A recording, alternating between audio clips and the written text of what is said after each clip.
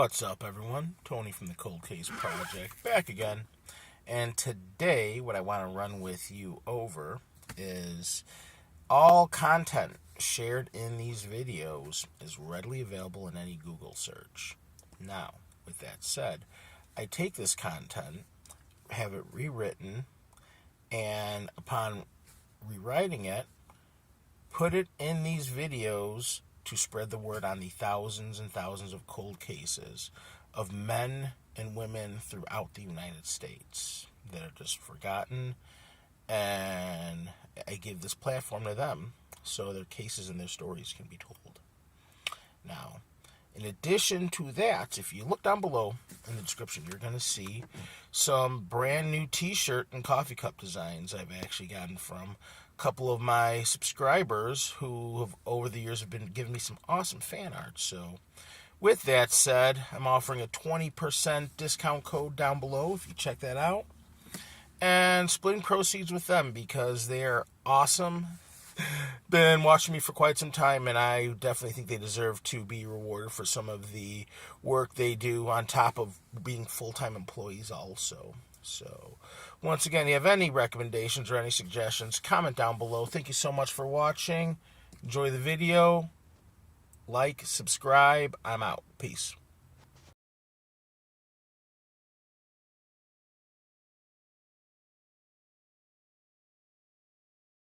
On the evening of November 14th, 1993, Robin Slaughter, a 35-year-old man from Owensboro, Kentucky, was last seen by his wife at their home in the 2700 block of West 10th Street. He told her that he was heading to Franny's Food Mart, a convenience store located just 5 or 6 blocks away on Carter Road. Robin said he would be back in less than an hour, but that was the last time anyone saw him. Robin Slaughter was known for his routine trips to Franny's Food Mart, where he was a regular customer. He didn't drive at the time of his disappearance and typically walked to places he needed to go. It was common for him to walk to the convenience store several times a week. On the evening of November 14th, he told his wife he was stepping out to the store and that he would return shortly, but he never made it back. Surveillance cameras at the store later confirmed that Robin did not arrive at Franny's that evening. This was in stark contrast to the usual pattern of his visits, where he was often recognized by employees and other regulars. Although the surveillance footage did not capture him entering the store, a person who knew Robin claimed to have seen him in the store's parking lot that evening, but no concrete evidence has been found to support this sighting. Robin's wife described him as being in good health and having a normal, uneventful day before he left. He was not having any personal problems or issues that might explain him disappearing voluntarily. His family insists it was uncharacteristic of him to leave without warning or explanation. They had no reason to suspect that he might have wanted to disappear, and there were no signs of distress or conflict leading up to the night of his disappearance. In 2002, several years after Robin vanished, investigators took a deeper look into his case, conducting a search of the Slaughter home on West 10th Street. The search, which lasted 2 days, was carried out with the consent of Robin's wife, who had since remarried. The authorities were looking for any possible clues that might shed light on what had happened to Robin. Although the specific evidence found during the search has not been disclosed to the public, investigators did seize a door from the home for forensic testing. However, the results of these tests have not been revealed, and it remains unclear if any significant evidence was uncovered. The lack of information from the home search only added to the mystery surrounding Robin's disappearance. The investigation into the case continued, but no substantial leads have emerged. While authorities have not ruled out the possibility of foul play, the circumstances surrounding Robin Slaughter's disappearance remain unclear. At the time of his disappearance, Robin worked for the City Sanitation Department, a job he had held since 1977. His boss described him as a reliable and hard-working employee, someone with a solid reputation and a consistent work history. There were no signs that Robin was experiencing personal issues, financial problems, or any other kind of distress that might explain his sudden disappearance. The theory that Robin might have left of his own accord does not seem plausible. His family, friends, and coworkers all describe him as someone who would not have abandoned his home, job, or responsibilities. Given his good health, steady job, and regular routine, it was highly out of character for Robin to leave without any warning or explanation. Because of the unexplained nature of Robin's disappearance, foul play is considered a possibility. However, without any evidence to support this, investigators have been unable to confirm or dismiss this theory. There are no known suspects or persons of interest in the case, and the investigation has been unable to uncover any credible leads. Despite this, the possibility that someone might have been involved in Robin's disappearance cannot be ruled out.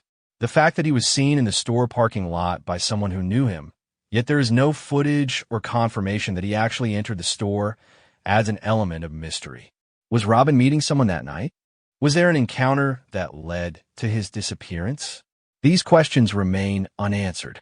In Owensboro, Robin was well known in the community, not just for his job with the sanitation department, but also for his friendly demeanor and regular visits to Franny's Food Mart. His disappearance shocked everyone who knew him, and despite efforts from local law enforcement and the community to locate him, there have been no new significant developments in the case. As of today, Robin's case remains unsolved, and his whereabouts are still unknown.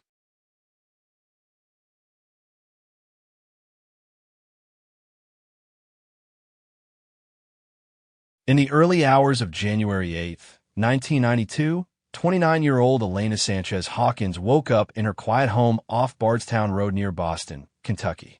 It was an ordinary winter morning. She helped her oldest son get ready for school, kissed him goodbye as he boarded the bus to Lincoln Trail Elementary, and returned home to tend to her 3-year-old, who was still too young for school. Elena had no idea that this would be her last day alive, and that her death would become one of the region's most haunting cold cases. Elena was known as a private, gentle woman. She kept to herself, didn't form many close friendships, and mostly stayed close to her family. She worked part-time as an attendant at a gas station off West Dixie Avenue in Elizabethtown, and her husband Michael worked nearby at another convenience store.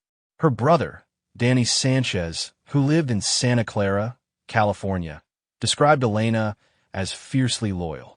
She was the kind of person who would always take up for you, he once said. She was good. All the goodness she had is now just an unsolved case on the internet.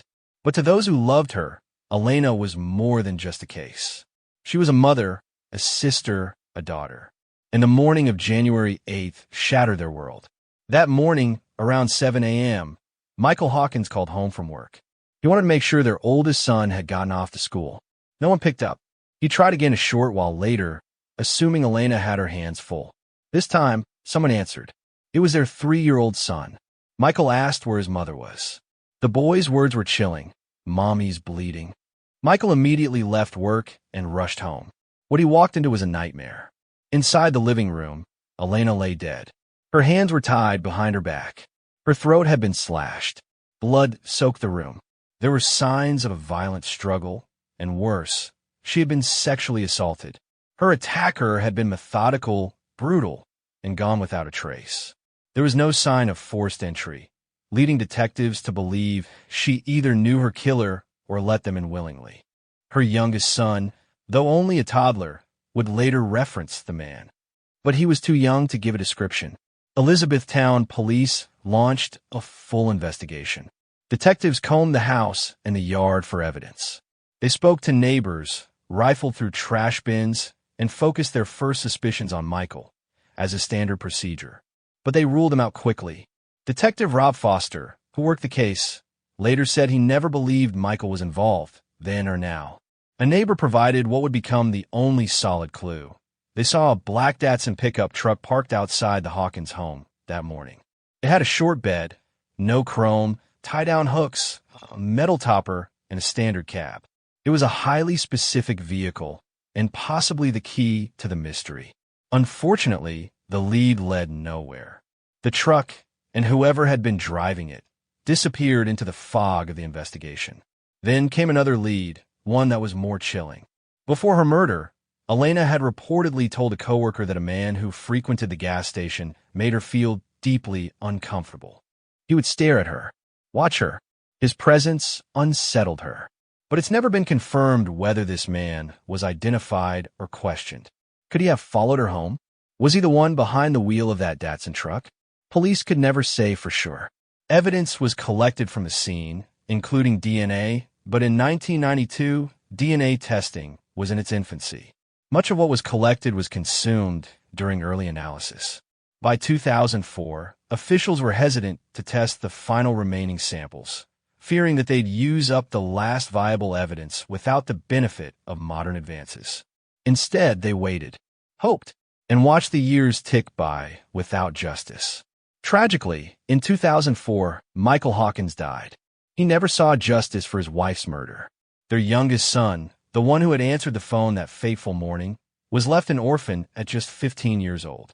16 years after Elena's murder, a near-identical crime occurred just one county away.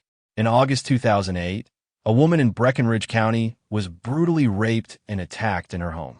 Her throat was slashed from ear to ear, and she was stabbed in the chest and abdomen, eerily mirroring Elena's injuries. Miraculously, the woman survived by playing dead. When her attacker left, she called for help. Police arrested her neighbor, 58-year-old Ernest Pine. The similarities between the two cases were impossible to ignore. Pine had lived in Elizabethtown during the early 1990s, the same time and place as Elena's murder. For the first time in over a decade, detectives considered the possibility that Pine could be connected. Could he have been the man stalking Elena at the gas station? Was he the driver of the mysterious black pickup truck? Unfortunately, public updates on Pine's potential involvement stopped there. He was not formally charged in Elena's murder, and if DNA comparisons were ever made, the results were never disclosed. More than 30 years have passed since Elena's life was stolen. Her brother Danny still remembers her singing to their father, being playful and kind. He says her death broke their father completely. She was his firstborn, he recalled. She followed him everywhere. Her father has since passed away. As of 2020, her mother was still alive, still waiting for answers. Elena is buried in Elizabethtown Memorial Gardens, beneath a light brown headstone that reads, "Beloved wife and mother." She deserved more than that. But someone knows what happened that morning. Someone remembers the black Datsun pickup. Someone may remember the man who made Elena feel unsafe. If you have any information, no matter how minor it may seem, contact Lieutenant Ezra Stroud at 766-5078.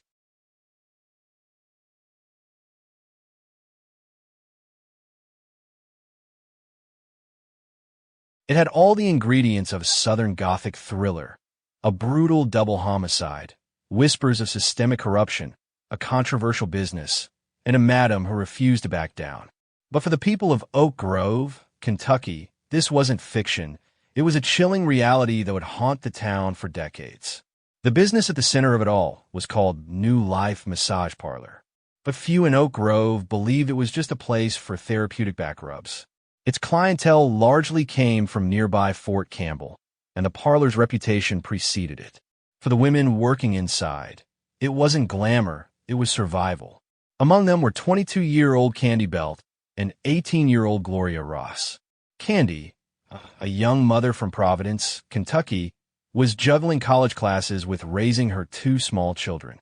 She dreamed of a better life and saw the job as temporary, a means to an end. Gloria, only 18, had recently married and was a new mother to a 6-week-old daughter.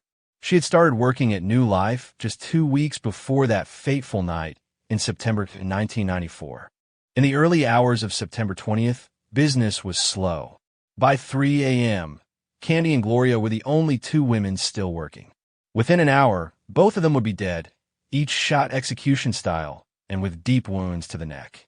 Their boss, 31-year-old Tammy Papler, was devastated. She managed New Life and described herself as a mom figure to her staff. Tammy took their murders personally, and she would soon become one of the most vocal critics of the local police force, launching accusations that would fracture Oak Grove from within. That night, 2 other employees left the parlor briefly to drive a coworker home and grab food. They returned about 35 minutes later and found the door difficult to open. Something was wedged behind it. They forced their way in and were met with an eerie silence. Inside, they noticed a phone off the hook and an ashtray overturned. Then came the grisly discovery in one of the back rooms. Gloria lay unclothed on the massage table. Candy was on the floor, partially covered by a camouflage blanket. Both women had been shot in the head. Candy was still alive, but only barely. She was rushed to Vanderbilt University Medical Center, where she tragically passed away a few hours later. When officers from the Oak Grove Police Department arrived, the scene quickly became chaotic. Within minutes, it had been compromised by a flood of untrained personnel. According to multiple reports, the mayor, city council members, and nearly every officer in the department entered the building before detectives even began their work. Major Billy Gloyd from the Christian County Sheriff Department was eventually called in, but by then, critical evidence may have already been lost. The lead investigator from Oak Grove PD was Detective Leslie Duncan, a man who, according to Tammy, had once roomed with another Oak Grove officer, Ed Carter. Carter's name would soon loom large over the case. The murders remained unsolved for nearly 3 years. Then, in 1997, Tammy Papler made a bold decision. At a city council meeting, she went public with accusations that shook the community. She claimed police officers had not only patronized her business, but had extorted it, demanding money and sexual favors in exchange for protection. According to Tammy, the corruption began shortly after New Life opened in 1992. Officers would request cash donations, equipment, and even favors, with the implicit threat that if she didn't comply, her business would be shut down. She claimed she paid for everything from police car lights to Christmas bonuses for officers. In particular, Tammy accused one officer, Patrolman Edward Tyrone Carter, of leveraging his authority for personal gain. She said Carter pressured her for cash and services, allegedly stating, "Who are they going to believe? You or me?" Tammy said she was terrified, not only because of what Carter could do to her business, but because she believed he had the power to ruin her life. At one point, she said Carter even forced her to contract him for janitorial services. While his wife was supposedly supposed to do the cleaning, she rarely showed up. Tammy paid Carter nearly $5,000 over 2 years for these services. She claimed he would come and go freely from the parlor and even attempted to take control of the business when she was away on vacation. After Tammy returned from that trip, she was shocked to find Carter rifling through payment slips and the business's cash box. She told him to leave and never return. When he refused to give back his key, she warned her staff to lock the doors and keep him out. She also stopped all payments to him and to the police. A few weeks later, Candy and Gloria were dead. Tammy wasted no time voicing her belief that Carter had orchestrated the killings. She alleged that he was the last person who would have wanted her or her employees to talk. According to her, Carter had plenty to lose, and the women may have known too much. 2 employees confirmed to investigators that Carter was at New Life around 2 a.m. that night.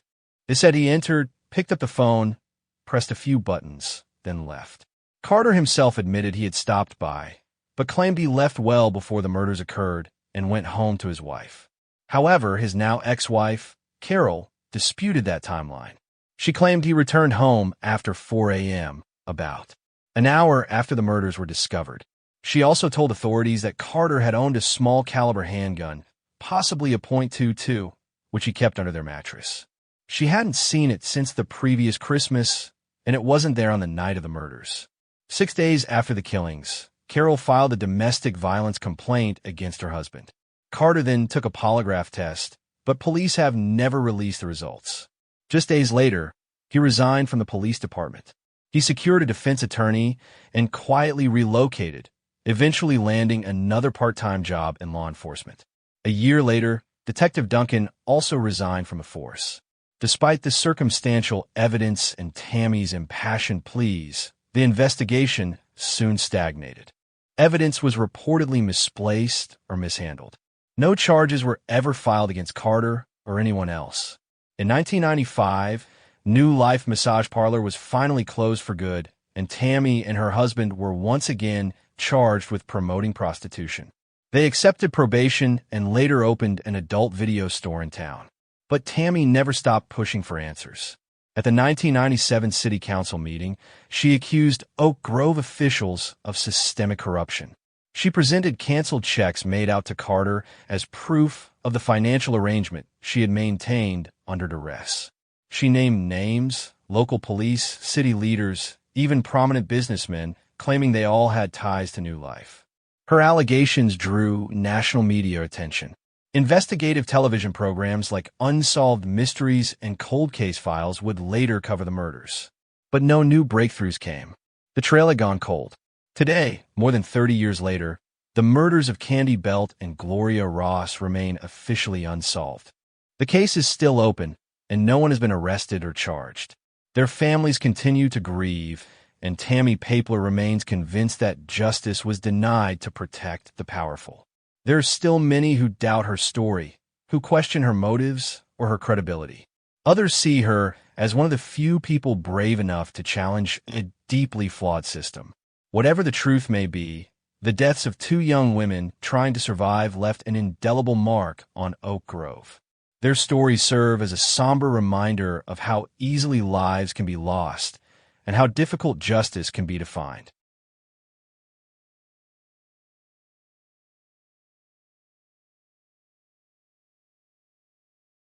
Prospect, Kentucky, January 28, 2006. Bradley Ross wasn't the kind of man who simply vanished. At 41 years old, Ross had built a good life for himself in the quiet, upper-middle-class community of Prospect, Kentucky. A graduate of Wagoner High School, he was the proud owner of a successful business, Cardinal Professional Tree Service, a company he had poured himself into since his early 20s. Ross was known for his work ethic, friendliness, and for being a familiar face around the neighborhoods where he worked. In a business where reputation meant everything, he had earned trust through years of honest labor. His clients liked him, his friends admired him, and his family loved him. That's why his disappearance in the winter of 2006 was so bewildering and remains so nearly 2 decades later. On Saturday, January 28, 2006, Bradley Ross went about his day as usual. He left work and stopped to buy $8 worth of gasoline, a small purchase that would become a critical timestamp. The gas station surveillance cameras captured him, alone, calm, and unhurried. There was no sign of distress, no indication that this would be the last time anyone would see him.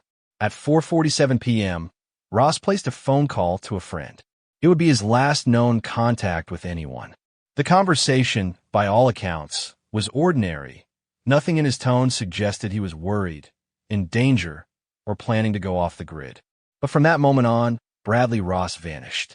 When he failed to show up for a scheduled appointment the next day, something he never did without calling first, his loved ones became concerned. Calls to his phone went unanswered. No one had seen his truck, and no one had heard from him. He was reported missing on January 29th.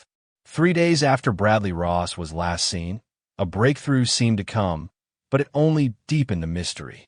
On January 31st, Ross's work truck was found abandoned in the 600 block of South 35th Street, in the west end of Louisville, an area almost 20 miles away from his home in Prospect.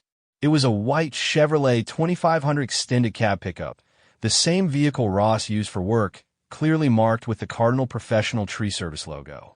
It had run out of gas and was sitting idle at the curb. The scene was strange. The truck's keys were on the front seat, the doors were left open, and there were no signs of a struggle, no broken windows, no blood, no signs of theft. In the bed of the truck sat a pair of Reebok sneakers, believed to be Ross's. Everything appeared almost staged or left in a hurry. But most unsettling was what was missing: Bradley Ross himself. Those closest to Ross were adamant. He wouldn't have just walked away. Not from his life, not from his business, not from his dogs, who were like family to him. He had no medical conditions, no history of mental illness, no signs of depression. His girlfriend described him as content with life, and his family echoed that sentiment. Though he had never married and had no children, Ross had built a routine that revolved around his work, his pets, and his tight-knit network of friends and family. He was scheduled for several business appointments in the days following his disappearance and had made no arrangements to cancel them or hand them off. And perhaps most telling, Ross had not taken anything with him. His wallet, phone, clothing, or personal items were not missing. There was no indication that he'd packed for a trip or left intentionally. If he'd planned to disappear, it would have made no sense to leave his truck out of gas in an unfamiliar neighborhood with the keys sitting in plain sight. Investigators were quickly met with more questions than answers. Why was his truck abandoned in southwest Louisville, a place Ross had no known ties to? Did he drive there himself? Or did someone else leave it there? Was he lured to the area? Or was it a carjacking gone wrong? But if it was foul play, why wasn't there a struggle? If he walked away voluntarily, why hadn't he reached out to anyone? The truck, though central to the case, offered little forensic evidence. With no signs of violence and no eyewitnesses placing Ross at the scene, detectives were left to chase speculation. Investigators tried to reconstruct his final known movements, his last workday, his phone call, the gas station stop, but found no obvious leads. Despite being treated as a suspicious disappearance, no suspects were named, and no persons of interest emerged. The police did not publicly release any potential surveillance footage from the area where the truck was found, and if it existed, it apparently yielded nothing useful. The location of the truck only added to the confusion. The 600 block of South 35th Street is in a part of town far removed, both geographically and socially, from the affluent suburbs where Ross lived and worked. Friends insisted Ross had no known reason to be in that neighborhood, raising concerns that he may have been lured there or that someone else moved his vehicle after whatever happened to him. In the months and years that followed, the life Bradley Ross built slowly unraveled in his absence. His family, still holding out hope, eventually made the painful decision to sell most of his tree-cutting equipment and vehicles. His dogs were rehomed. His girlfriend and family continued to push for answers. But with no new evidence and no public movement in the case, hope began to fade. Bradley Ross had no known enemies, no criminal ties, and no apparent secrets. In the end, all investigators were left with was an empty truck, a pair of shoes, and the silence of a man who had no reason to go missing. Nearly 20 years later, Bradley Ross remains missing, his case still open and unsolved. He would be in his early 60s today. The police have never closed his file, but with no leads and no physical evidence, progress has been all but non-existent. It's a story that slips through the cracks of time. No body, no suspects, no clear motive. Just a hard-working man who disappeared on a Saturday evening, and a truck left open on a quiet street, waiting for answers that never came.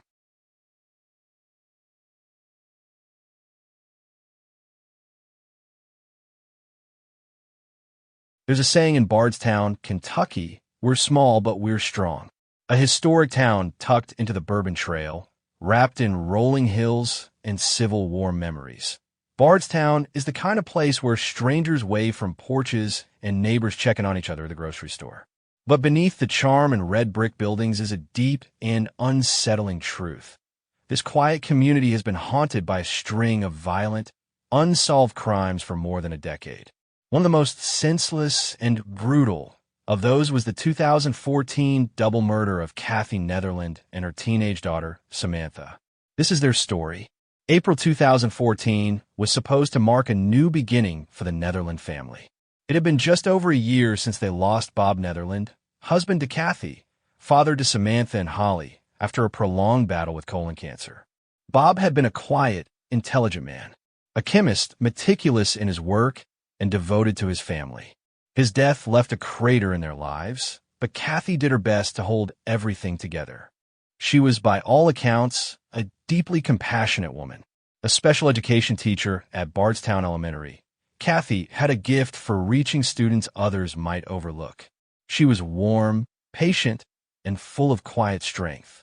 She had spent her life pouring herself into helping children with disabilities, and after Bob died, she found purpose in continuing that mission. Her youngest daughter, Samantha, was thriving despite the heartbreak. A sophomore at Bardstown High School, she was academically gifted and brimming with potential. She had been accepted to the prestigious Gatton Academy of Mathematics and Science in Bowling Green, an early college program for Kentucky's best and brightest. Her name had even been featured in the local newspaper that month. That same week, she'd picked out a dress for prom and was planning for a future full of ambition, music, and possibility. At just 16 years old, Samantha Netherland was standing on the threshold of something extraordinary. No one knew that within days, she and her mother would be gone. April 22nd, 2014, was a Tuesday morning like any other, or at least it should have been. But when classes started at Bardstown Elementary and Kathy Netherland didn't show up for work, people noticed right away. She wasn't the type to miss school without a heads up. At Bardstown High, it was the same story. Samantha, a model student, hadn't arrived either. Phone calls went unanswered. Text messages weren't returned. Concerned, the school contacted Kathy's father, Norris Harden. He and Kathy's mother, Sherry, had always been close to their daughter and granddaughters. When he pulled in the driveway of the red brick home on Springfield Road that morning, he probably didn't expect anything worse than maybe a flat tire or the flu. What he found was something no parent should ever have to see. Inside the house, both Kathy and Samantha had been murdered. The crime scene was so violent, so horrific, that even seasoned investigators were shaken. What happened inside the Netherland home has never been fully revealed to the public, but what has been shared paints a picture of rage, brutality, and something far more personal than a random home invasion. Kathy was shot multiple times and had her throat slashed.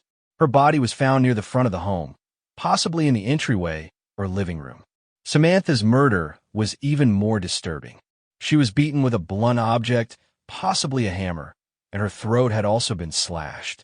Her body was found in a separate room, possibly a utility or laundry room. Police would later say there was no sign of forced entry. Nothing of significant value appeared to be missing. There was no ransacked room, no overturned drawers, no struggle at the front door.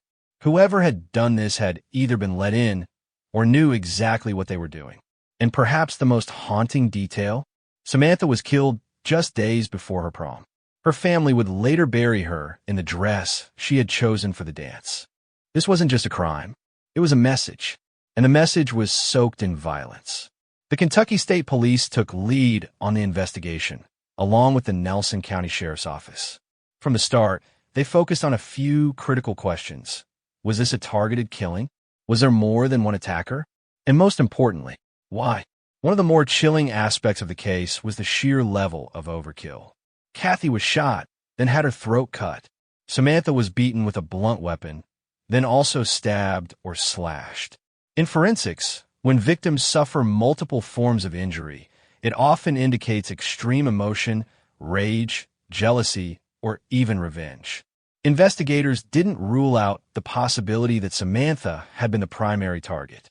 And if she was, then Kathy may have been collateral damage, murdered simply because she was there.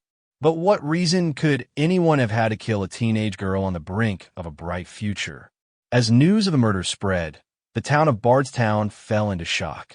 People gathered for vigils. Students sobbed in classrooms. Kathy's colleagues and Samantha's friends tried to make sense of the nightmare that had landed on their doorsteps. At Bardstown High School, grief counselors were brought in to help stunned students.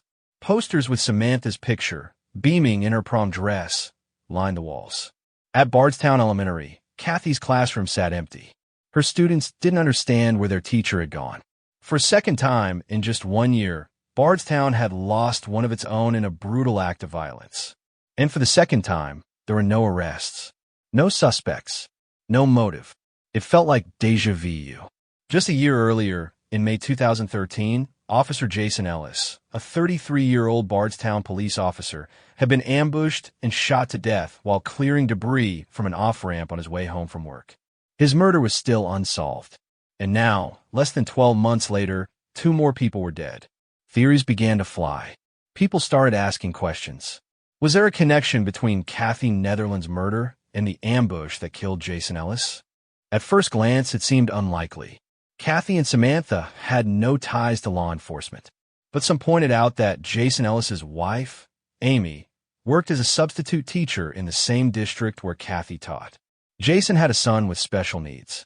Kathy taught special education. Was there a link there? Had Kathy seen something? Reported something? To this day, no concrete evidence has ever emerged to connect the two cases. But in Bardstown, nothing happens in a vacuum. And as the body count continued to rise over the years, with other unsolved deaths, including Crystal Rogers and her father Tommy Ballard, theories about a possible network of violence, corruption, and cover-up began to emerge. In 2014, though, all anyone knew was that two innocent women had been murdered in their home, and nobody, not the police, not the family, not the community, had any idea who did it. The only surviving member of the immediate Netherland family was Holly, Kathy's oldest daughter and Samantha's sister. She had been attending college at the time of the murders and had spoken to her mom and sister just days earlier. After the murders, Holly was thrust into a spotlight she never asked for. She grieved in public, delivered eulogies, and tried to make sense of a loss so deep it defied words. She had lost her father to cancer, and now her mother and sister to murder. She spoke to the press, hoping someone would come forward. She helped raise awareness. She kept the case alive when others began to forget. But years would pass, leads would stall, and the case would grow cold.